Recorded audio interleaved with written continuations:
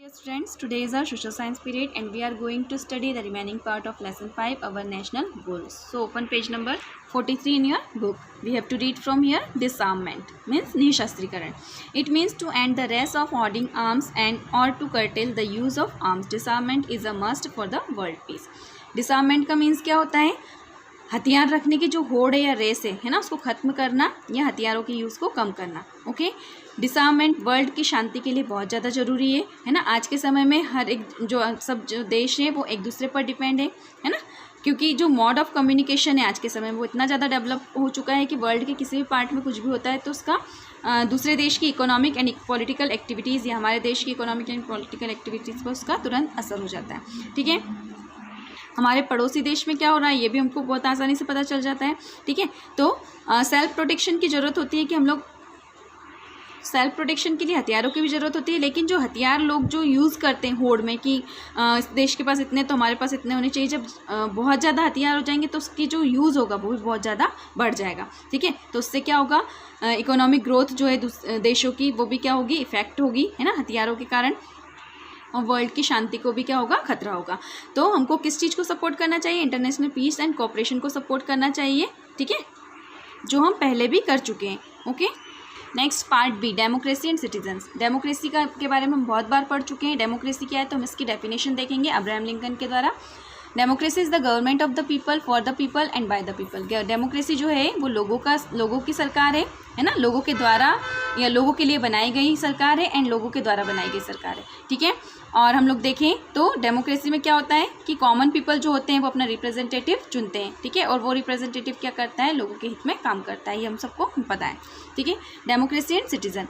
Indian ideal democracy is possible only when the citizens are conscious of their rights and duties.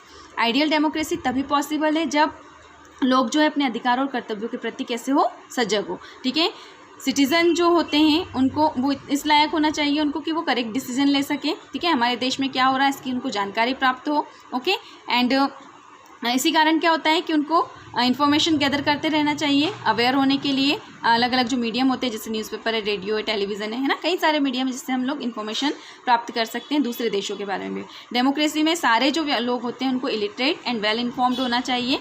ठीक है, ताकि वो उनका जो वोटिंग राइट है उसका करेक्टली यूज़ कर सकें. ओके, जनता को ये अधिकार भी होता है कि वो सरकार के द्वारा जो भी वर्किंग की जा रही है उसको क्रिटिसाइज भी कर सकते हैं, है ना. The types of democracy in which the people elect their representatives to form government is known as representative democracy. Democracy का वो टाइप जिसमें लोग क्या करते हैं, अपना रिप्रेजेंटेटिव इलेक्ट करते हैं और किस चीज़ के लिए, गवर्नमेंट को फॉर्म करने के लिए. तो ये इस टाइप की डेमोक्रेसी क्या कहलाती है, रिप्रेजेंटेटिव डेमोक्रेसी कहलाती है. इंडिया क्या है, रिप्रेजेंटेटिव डेमोक्रेसी है. ठीक है, next adult franchise. Most of the democratic states have incorporated adult franchise. कई सारे जो डेमोक्रेटिक स्टेट्स हैं अधिकांश उन्होंने किसको इनकॉर्पोरेट किया है, अडल्ट फ्रेंचाइज को. ये वोटिंग का सबसे पॉपुलर प्रिंसिपल होता है. अडल्ट फ्रेंचाइज भी हम लोग पढ़ चुके हैं. क्या होता है, वोटिंग जो होता है वो सभी सिटीज़न का इंपॉर्टेंट राइट होता है एंड इंडियन कॉन्स्टिट्यूशन ने वोटिंग राइट सारे सिटीज़न को प्रदान किए हैं. हर एक जो सिटीज़न या नागरिक जिसकी एज 18 ईयर्स हो चुकी है उसको वोट डालने का अधिकार प्राप्त है. ठीक है, बिना उसके साथ किसी भी बेस पर भेदभाव नहीं किया जा सकता है, चाहे वो किसी भी जेंडर का हो, क्लास, कास्ट, रिलीजन, कोई से भी किसी से भी बिलोंग करता हो उसको वोटिंग डालने का अधिकार प्राप्त है. ठीक है, इसी को हम लोग क्या बोलते हैं, यूनिवर्सल अडल्ट फ्रेंचाइज बोलते हैं. ओके, नेक्स्ट है voting and it's importance.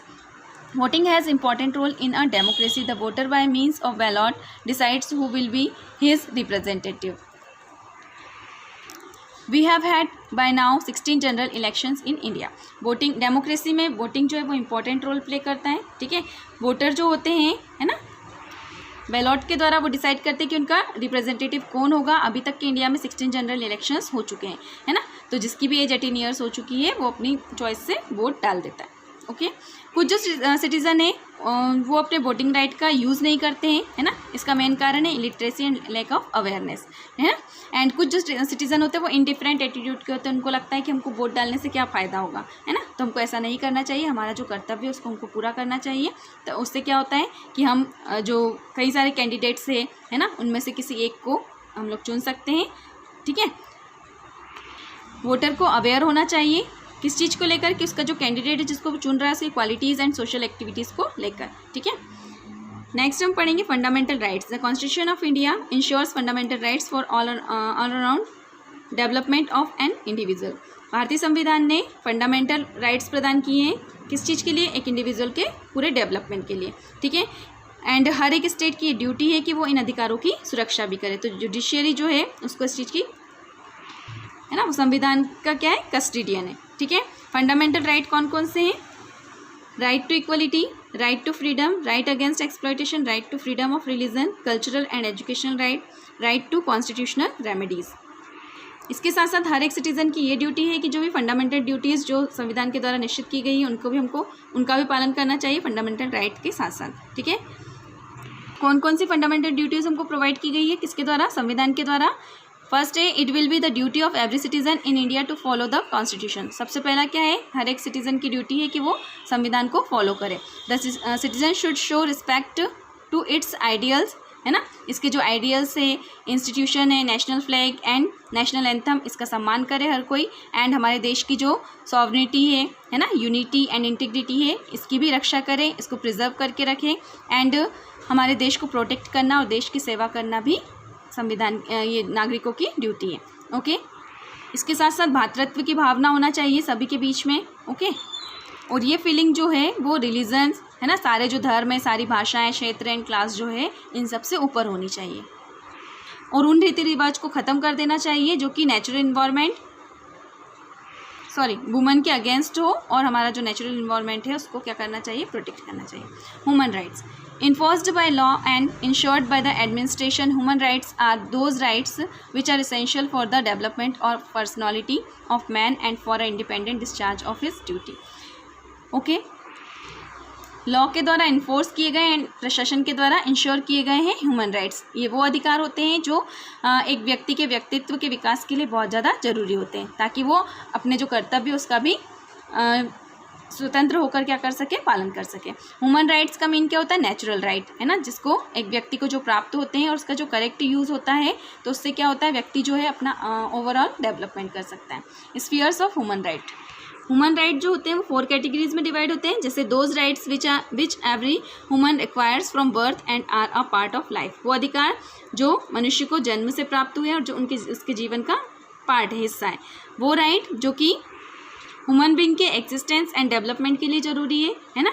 And वो अधिकार जो सोशल कंडीशंस के लिए इसेंशियल होते हैं, है ना। Those rights which are based on the primary needs and demands of man.